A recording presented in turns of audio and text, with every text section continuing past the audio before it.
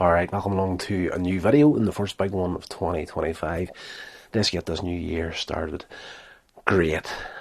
Just to start us off in a little bit of motivation to get you going towards the future that you want and nobody else wants for you. That's very important. I, up until recently, kind of lived my life with next to near no regrets and the majority of stuff that I've done. That's not to say there's no regrets on there, but there was never nothing that I would have thought to myself, I would have eventually got to my deathbed and think, okay, there's going to be a massive, massive regret right there. And just in recent experiences that has delved into my past, let's just say, it has opened up that part of the mind for me where, okay, there's something you wanted to do when you were a kid and you let yourself be talked out of it by someone that you thought had the best of intentions for you.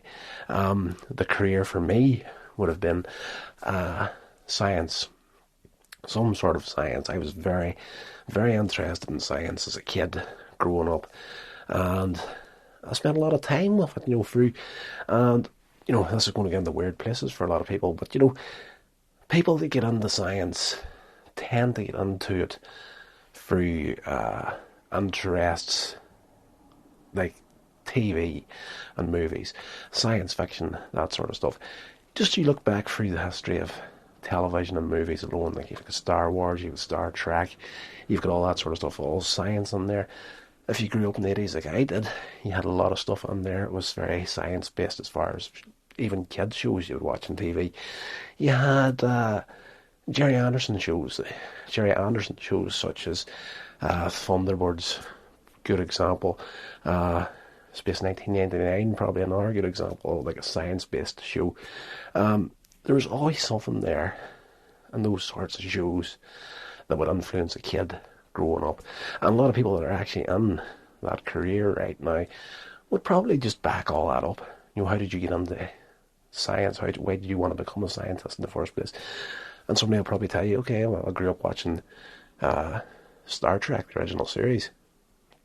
And, just the interest built from that there.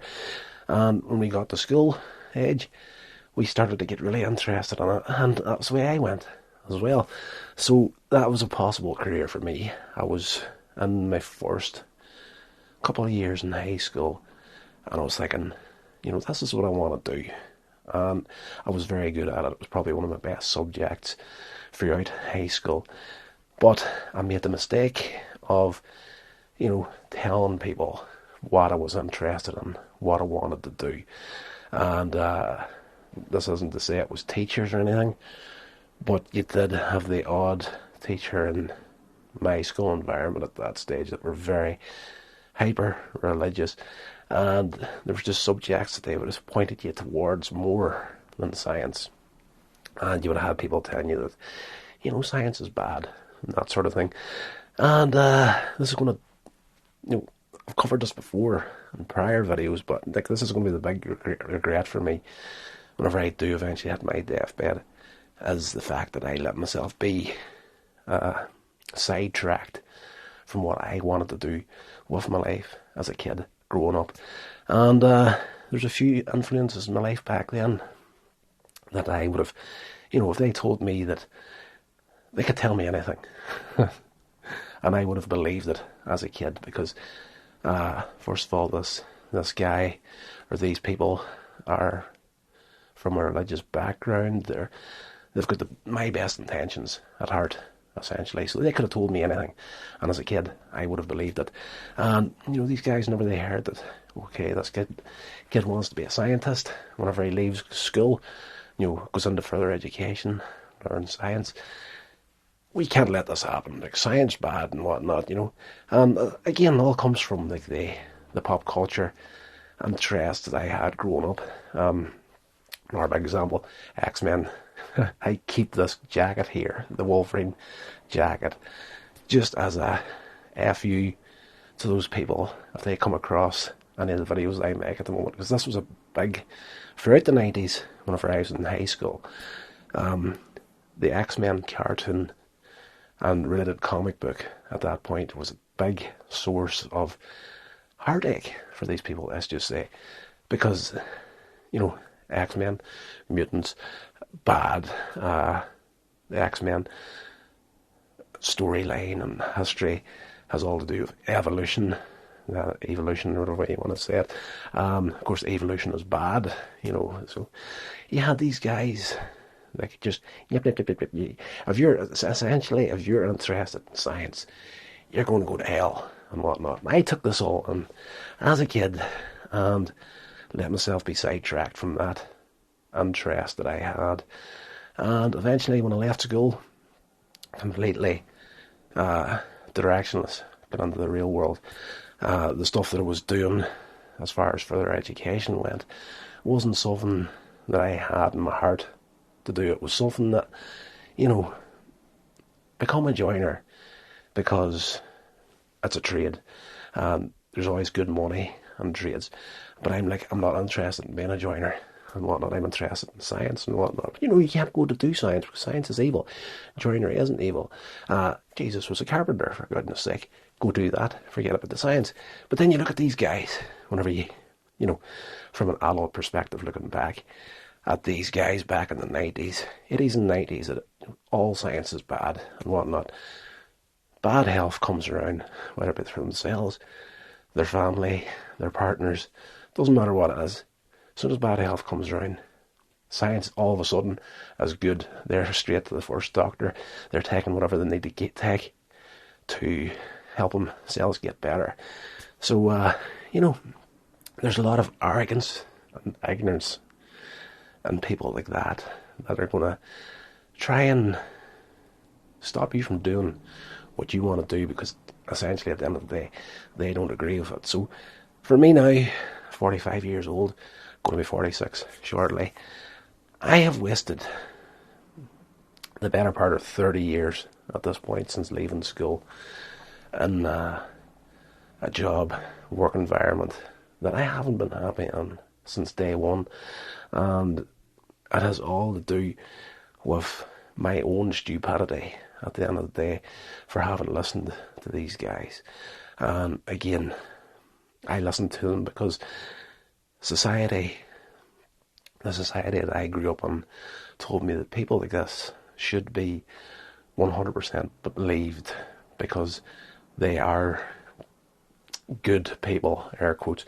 But at the end of the day, I've got nobody else to blame but myself, because I let myself get sucked into a narrative that wasn't true at the end of the day. Again, they say science is bad, but whenever eventual bad health starts coming for these people, science all of a sudden becomes good. And, everything that they've talked about over the last 30 years goes right out the window once an illness comes in there. So, these people, at the end of the day, don't have the best of intentions and place for you or me. They definitely didn't have it for me. At the end of the day, everybody is interested in their own stuff and getting themselves through life. And, unfortunately, the people that you think should be saying the things that you need to hear most of the time aren't the people that actually have the best of intentions for you. So for now, I am getting more and more into that interest in science. May never get into it to the extent that I would have wanted to do if I had have actually left school and followed through on that passion. Goodness knows where I could be at now. The life I could be leading could be very different from what the one I'm actually living right now is.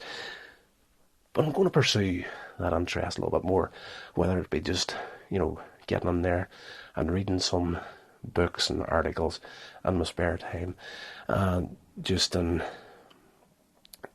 getting more in touch with that side of things. Like I just, even after all these years, I still have a big interest in science, but I may never be the career scientist.